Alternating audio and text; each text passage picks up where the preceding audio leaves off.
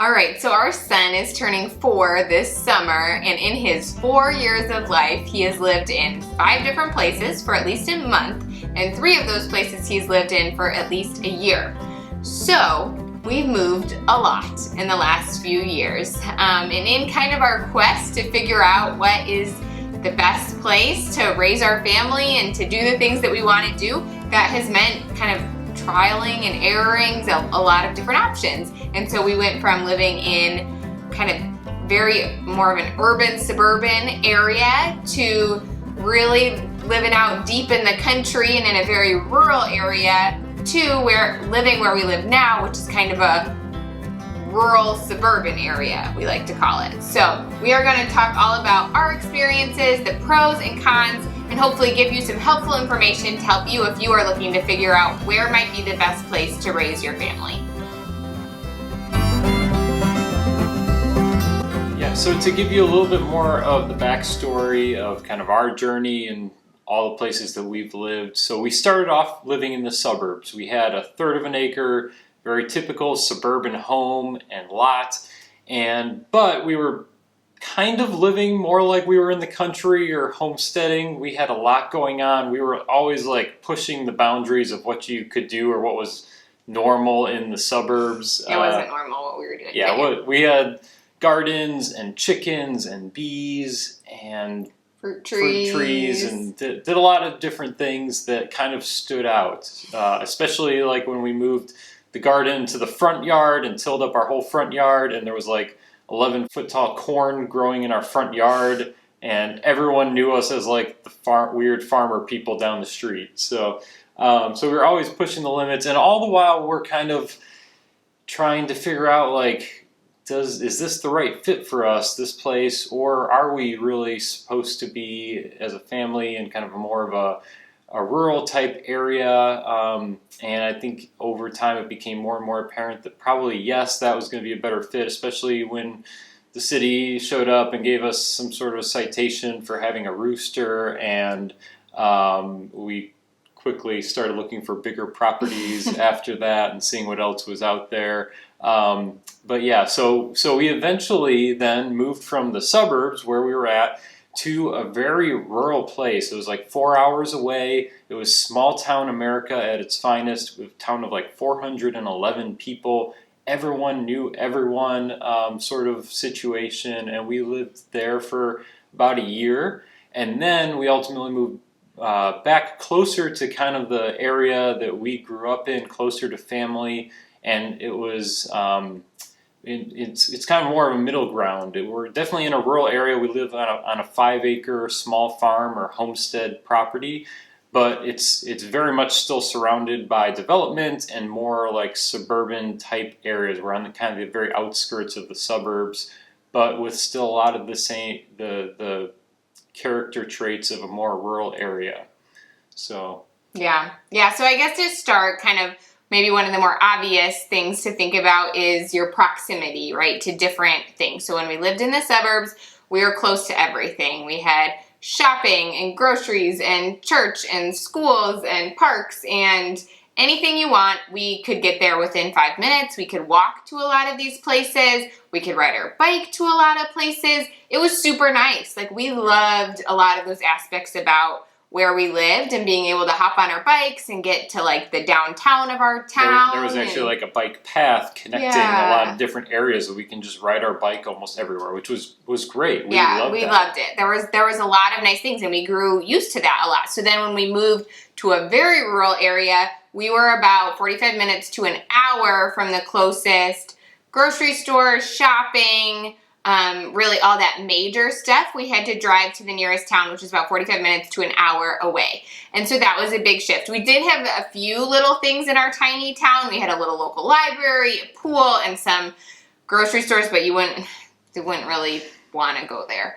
Or they just didn't have a lot of options. They were really expensive. So there were a couple things, but about every 3 weeks or so, I would make the trek to the big town to do all my grocery shopping and pick up anything else that we needed. And so you just have to weigh through what if that's going to be okay for you and your family. And again, And where we live now, it's in between that. We're probably, I would say, 30 minutes to everything that we'd want to go to. So activities, shopping, all of that. We can get to some stuff closer within 10 or 15 minutes, but if I want to pick where I actually really prefer to go, usually a half an hour is what we're talking. And so I just budget a half an hour, and we usually only try to make that trip once a week and try to stack it so we can, knock out multiple things as one, so we're not driving all over creation all the time. Yeah, it kind of just, you have your home base. When you're living more rurally,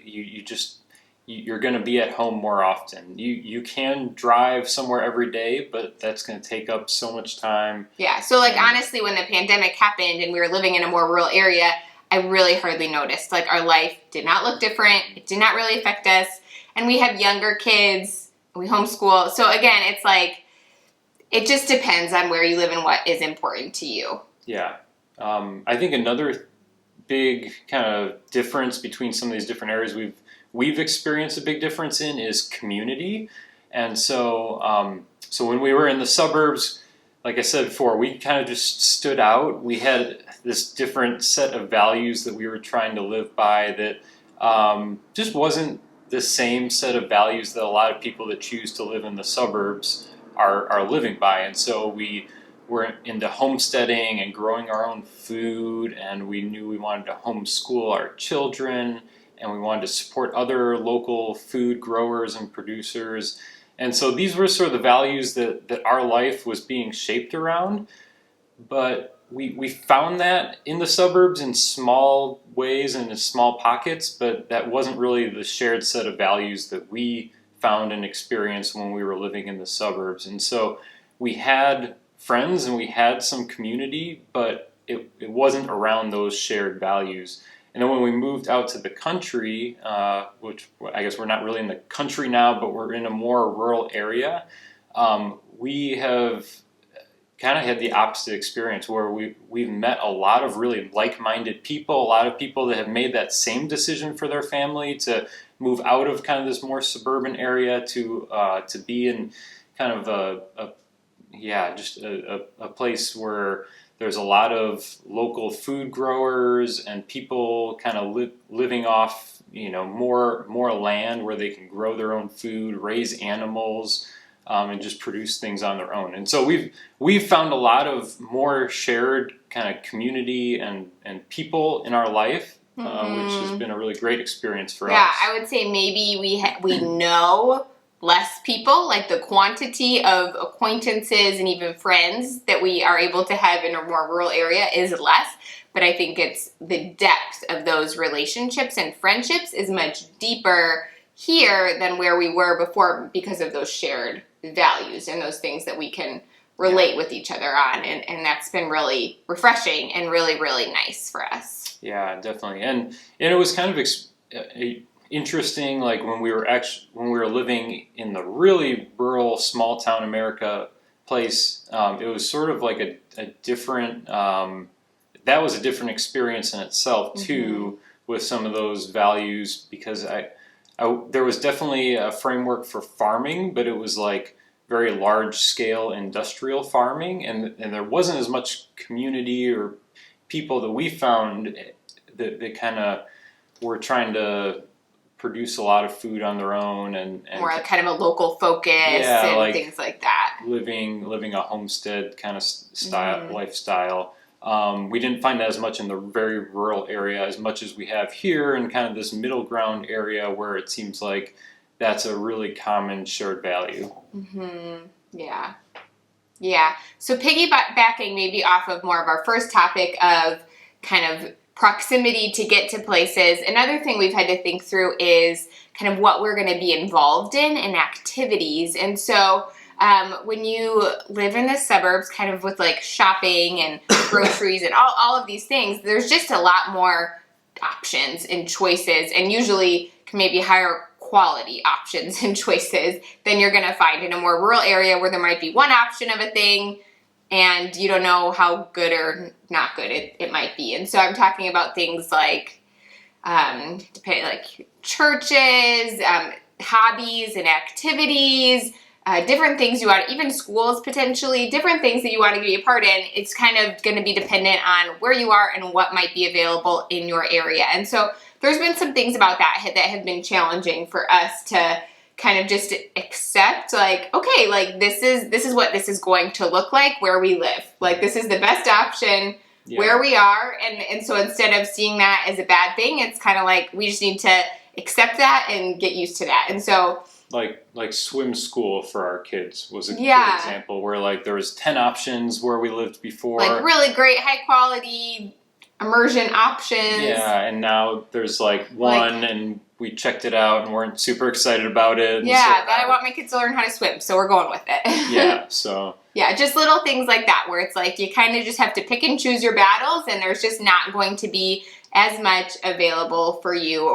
And so for us, our kids are on the younger side, but we just our oldest daughter, we've kind of said you can pick one activity or sport or whatever you want to do, and we'll make that a priority and we'll make it happen. And so she chose playing the violin, and so that's, so we drive a half an hour every week to her lesson, and that's just a part of our world. But she's not involved in something every day of the week, and all the park district thing, because we just don't have space in our world or time to find all those things. So it's like one thing, we focus on that, and then everything else is mainly home-based. Yeah, definitely. I think another category for us, or just another category in general to think through of kind of this suburban versus more rural discussion is the area of like freedom and the freedom to do some more like homesteading, farming related type things. And so we constantly felt like we were being, breaking the law when we lived in There's the that suburbs. Joel Salatin book, like Everything I Want to Do is Illegal. And I remember reading that book when we lived there and feeling like, yes, like this is how I feel all the time. Everything we want to do is illegal, evidently. And so you might just run up against more hurdles when you're living in a more densely populated area if you want to Not to say that it's not impossible to do things. You could do a lot. Yeah, you certainly can. And we definitely did that, and we probably pushed the boundaries of what we could do. We weren't really sure if we could have chickens or not, but we did. We had bees, and even just things like that. So like it felt really weird for me in the suburbs to throw on my bee suit, head out in the backyard, and go check our hive every week. And neighbors would be like popping their head out the door and wondering what the heck I was doing and things like that. And so we had to have some kind of difficult conversations with neighbors about things like bees and chickens and all the things that we wanted to do. And so anyways, and we were in a unincorporated area, and so there's a little bit more leniencies there. If you are within city limits or have an HOA or something like that, you're going to constantly probably be running up against more ordinances and things like that might restrict what you can or can't do on your property. And so that was a big priority for us, was finding something that was actually zoned agriculturally. And so we're able to like raise animals, and pretty much we have beehives, we've planted an orchard, we've planted a lot of garden areas, and we have cows on our property. And so all these things are just normal. It's part of living out in the country, which is great. So for us, that was a big plus, and that was something that we were looking for long term, was that freedom, that flexibility to just be able to go after some of these things. I mean, another one, even in the suburbs, you might run up against is composting. Some areas, composting might even be illegal. And again, those are just things you'll want to think through and consider with where you want to be long term and what your goals are, and what you want to be doing. I remember when we lived in the suburbs, literally like waking up at 2-3 a.m., hearing our rooster crow, and like literally having nightmares like all of our neighbors are gonna hate us, like we're gonna be these people, and like literally not being able to sleep at night because of this situation. And now I wake up and I hear the rooster crow, and I just think it's so lovely, and I don't have to worry about it. I can sleep peacefully knowing that we're not going to get in trouble for having a rooster, and that it's okay. We were totally those people. We were totally those people. Yeah, absolutely. Yeah. So, yeah.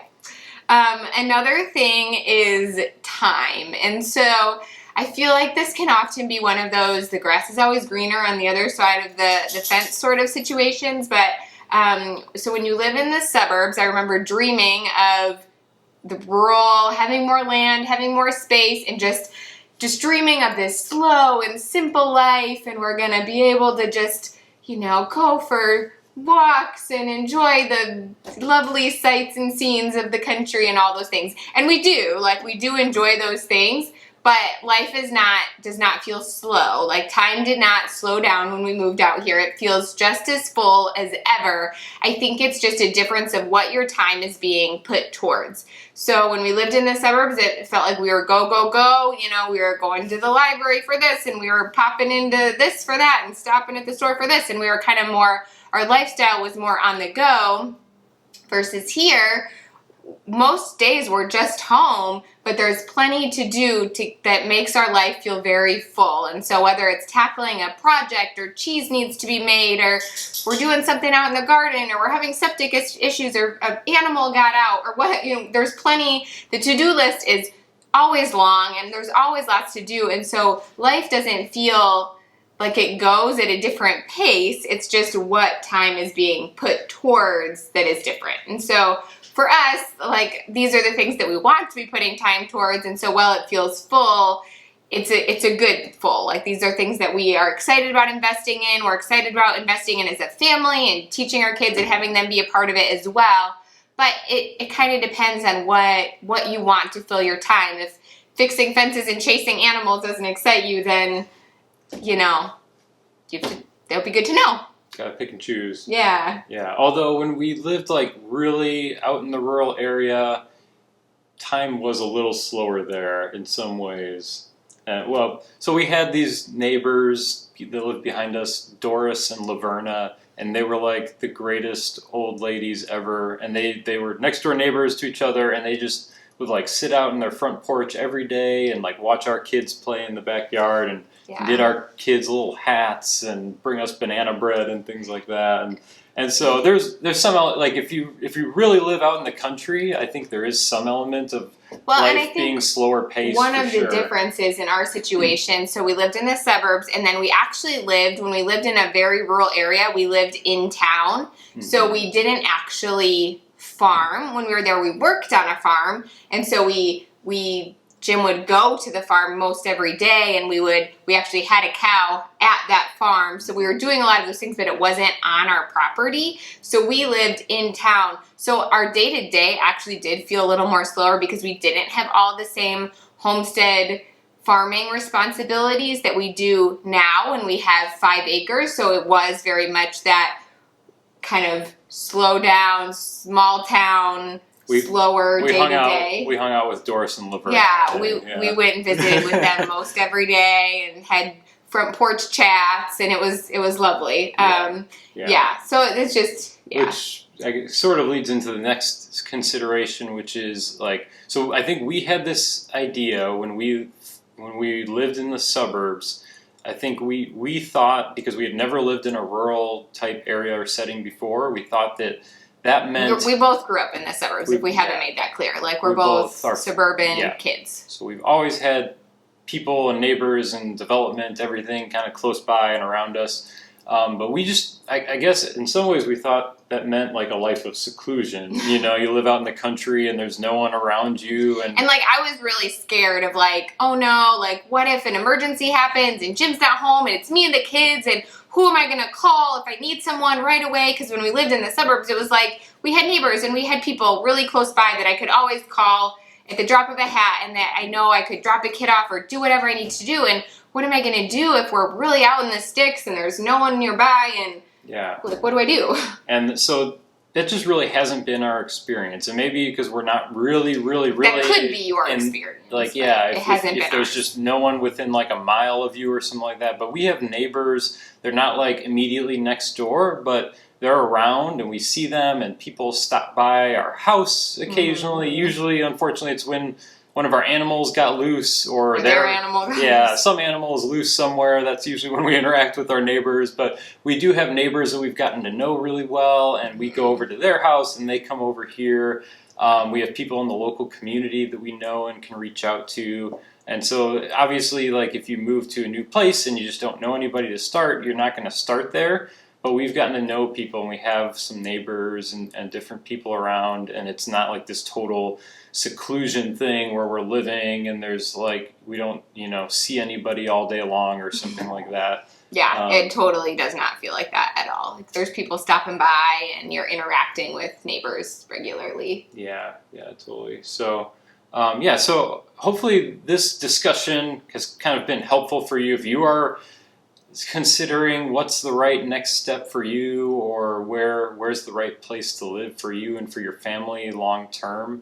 And it was kind of this progression of for us of getting to the point where we really needed to come to the realization that I think a more rural area is a better fit for our family. And part of that was just living our life and living out the things that we wanted to be true of our life, and eventually realizing that really the best fit for that lifestyle isn't more in the country. And so it was kind of this process of learning our values, learning what our priorities were, learning what we wanted to be doing with our time and what we wanted our life to look like.